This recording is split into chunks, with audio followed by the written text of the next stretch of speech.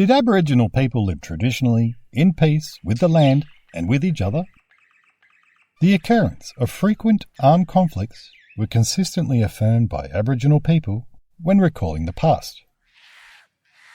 And hundreds of authentic reports by first Europeans who lived with, befriended, deeply respected, learned Aboriginal languages, and who thought of Aboriginal people as intelligent beings detail fatal Aboriginal warfare.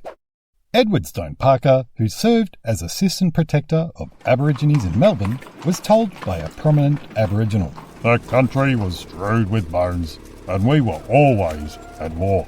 Elders led Parker to believe that whole tribes had been exterminated through sudden attacks, often initiated against traditional neighbours. Around 1854, while deploring recent killings by new settlers, Parker considered internal Aboriginal conflicts more destructive. William Buckley extensively observed local warfare. Originally from Cheshire, Britain, he had fought in the Revolutionary Wars. When convicted in 1802 of receiving stolen cloth, he was transported as a teenager to the Sorrento settlement near Port Phillip Bay. Buckley escaped, walked 150 kilometres around the bay where Melbourne was soon to be established, and then lived with the Wadawurrung Aboriginal people for 3 long decades. Buckley, nearly 2 metres tall, recalled great bloodshed in his memoirs. In one grim scene, men and women streaked with blood appeared, he wrote, much more frightful than battles with powder and shot in the Netherlands in 1799. After one fierce 2-hour battle with 300 Wurundjeri enemy men who approached from the east, the Wurundjeri then sought a truce and retreated.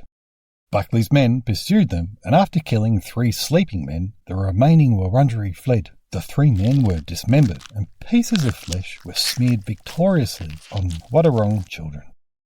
Buckley cited disputes over women and payback killings as the 2 principal reasons for conflicts. However, payback killings were often for deaths from natural causes. In one incident, a woman from Buckley's group was forcibly taken by a member of another group while they were camping in close proximity. Although she was later rescued, the abductor returned, resulting in the murder of one of Buckley's group members and the kidnapping of the woman.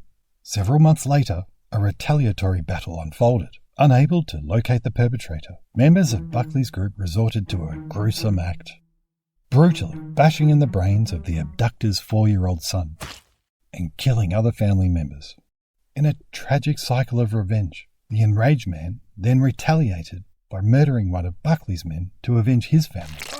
The aftermath of all these violent encounters included mutilation, with the perpetrators cutting strips of flesh from their enemies' bodies and engaging in cannibalism.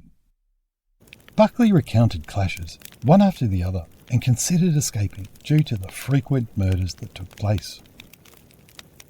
Copper-skinned Aboriginal people from the Otway Ranges were notorious for greedily consuming human flesh, but in all occasions with children being their most valued sacrifice. Their brutality at length became so frequent that it was resolved to annihilate them, one and all by suffocation, when Buckley's friends, surrounding them, deliberately set fire to their hiding place. Buckley remembered, "This in part succeeded, for I saw no more of them in my time." In other words, genocide. Buckley also remembered warfare between other groups. As an illustration, a significant number of individuals met their demise or succumbed to drowning while attempting to escape, falling victim to a massacre along the shores of a freshwater lake. Buckley's group, situated nearby, heard the tumultuous battle during the night and bore witness to the grim aftermath the following morning, when the landscape was marred by the tragic sight of numerous lifeless and dismembered bodies.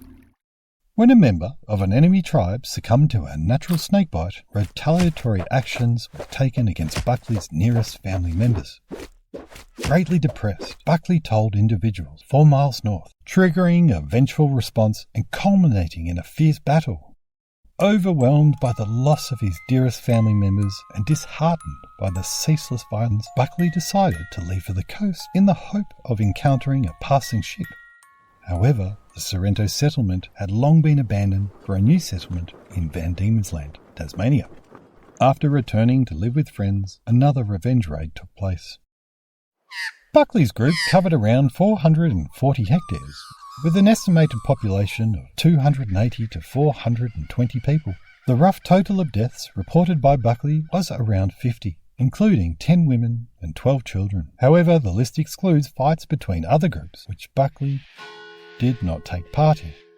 This comparison contrasts a fairly typical and consistent period of battles and duels among the Aboriginal people with a European nation at its most violent.